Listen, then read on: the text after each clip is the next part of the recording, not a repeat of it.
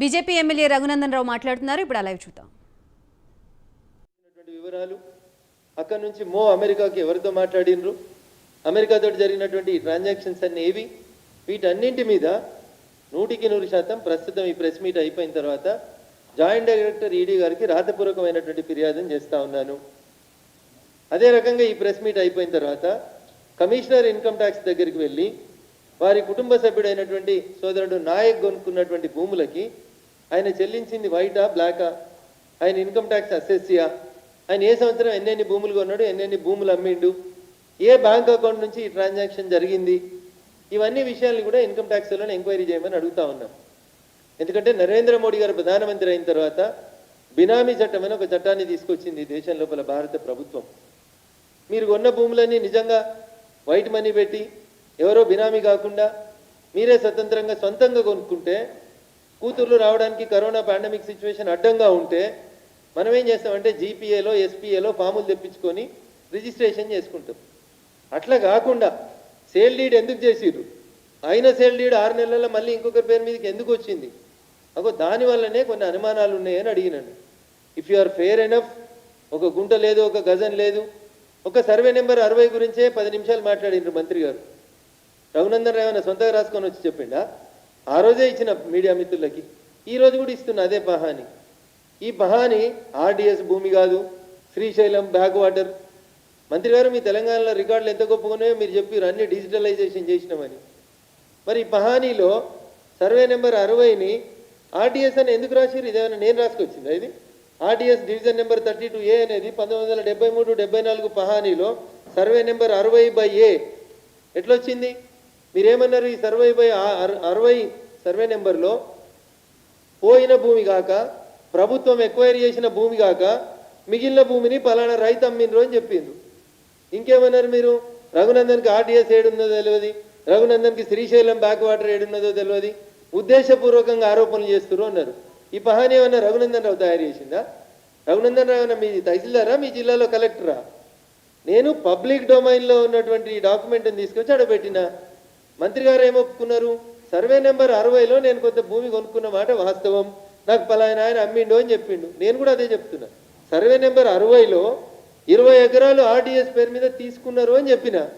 అది ఆర్డిఎస్ భూమి అంటారా, శ్రీశైలం బ్యాక్ వాటర్ అంటారా, అసలు 60లో 20లో భూములు కొనుక్కున్నారా? నేను 100 సర్వే నెంబర్ల గురించి మాట్లాడినా. సర్వే నెంబర్ 53 మాట్లాడినా, సర్వే నెంబర్ 54 మాట్లాడినా, సర్వే నెంబర్ 59 మాట్లాడినా, ఇంకా చాలా సర్వే నెంబర్లు మాట్లాడినా. అవన్నీ పక్కన పెట్టి ఒక్క సర్వే నెంబర్ 60 గురించే మీరు ప్రత్యేకంగా మాట్లాడుతున్నారు. వారు ఒక ఓపెన్ ఇన్విటేషన్ చెప్పింది.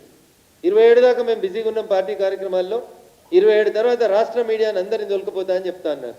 అయ్యా మంత్రి గారు, నేను స్వాగతిస్తున్నా మీ స్టేట్మెంట్ని.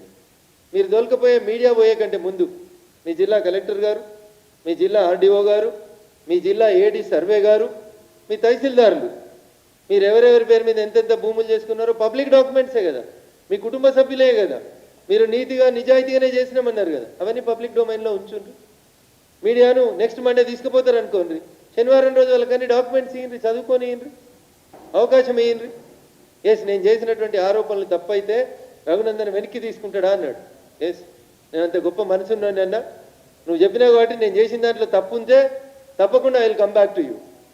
బట్ నేను అడిగిన దాంట్లో సర్వే నెంబర్ 60 గురించి ఎందుకు మాట్లాడుతూ ఉన్నారు? మీరు ఎందుకు మిగతా సర్వే నెంబర్ల గురించి మాట్లాడతలేరు? గౌడ గారి ఇన్కమ్ ట్యాక్స్ వివరాలు బయట పెట్టుండ్రి.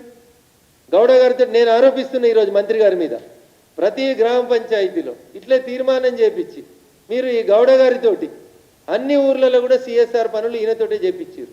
ఎందుకు ఒకడే చేసిండు? మ్యాక్సిమం అంటే 2 పేర్లు కనబడుతున్నాయి. మంత్రి గారు అన్నారు కదా, మా రికార్డులు అన్నీ క్లియర్గా ఉన్నాయి, ఎంఆర్ఓ ఆఫీస్ తగలబడితే ఆర్డీఓ ఆఫీసులు ఉన్నాయా రికార్డు అని మంత్రి గారు నన్ను అడిగారు. నిరంజన్ అన్న, ఒకవేళ మీ మానవపాడు తహసీల్దారు ఊరు పేరు కూడా తెలియదు రఘునందన్కి అన్నాడు. సరే, తెలియకపోవచ్చు అన్న, మీ అంత పెద్దగా నాకు తెలియకపోవచ్చు మీ జిల్లా గురించి. నేను అడుగుతున్నా, తహసీల్దార్ కార్యాలయంలో దరఖాస్తు పెడితే ఈ రికార్డు మా కార్యాలయంలో లేదు అని చెప్పి రైతులకి మీరు ఇస్తున్నటువంటి రైట్ టు ఇన్ఫర్మేషన్ కింద మేము పెట్టిన దరఖాస్తుల్ని మీకు పంపిస్తానండి మంత్రి గారు. మరి ఎంఆర్ఓ ఆఫీస్ తగలబడితే ఆర్డీ ఆఫీస్లో డాక్యుమెంట్స్ ఉంటాయని చెప్పారు కదా, మీరు సీసీఎల్ఏలు ఉంటాయని చెప్పారు కదా, తెచ్చి రైతులందరికీ పహానీలు ఇయ్యండి. ఎందుకు రైతు బంధు ఆగుతుంది? ఎందుకు రైతు బీమా ఆగుతుంది? ఎందుకు రైతులు పహానీ లేక కష్టపడుతున్నారు? దాని మీద మీరు క్లారిటీ ఇవ్వండి. రఘునందన్ రావు ఎవరో ప్రేరేపిస్తే, ఎవరో చేపిస్తే నా నియోజకవర్గంలో ఒక రకమైనటువంటి అనిశ్చితి వాతావరణాన్ని తీసుకురావడానికి ప్రయత్నం చేస్తా ఉన్నాడు. తప్పు నిరంజన్ రెడ్డి గారు. ఎవరో ప్రేరేపిస్తే, ఎవరో తప్పుడు సమాచారం ఇస్తే నేను చేస్తలేను. దానికి ఒక్కదానికి సమాధానం చెప్పుండ్రి. ఈ 73, 74 పహానీలో సర్వే నెంబర్ 60/A అనేది ఆర్డిఎస్ అని ఎట్లా రాసిండ్రు? ఇది రఘునందన్ రావు తయారు చేసిన పహానీ పత్రికనా? నేను మొన్ననే ఫస్ట్ డే ప్రెస్ మీట్లోనే ఇచ్చిన, మళ్ళీ కొత్తగా తయారు చేసి తీసుకురాలే నేను. ఇది తహసీల్దార్ రాసిన పహానీ పత్రిక తప్ప, మంత్రి గారు చెప్పింది తప్ప, రఘునందన్ చెప్పింది తప్ప. పోనీ 60లో ఎన్ని ఎకరాలు ఉందో మీరే చెప్పురు మీ తహసీల్దార్.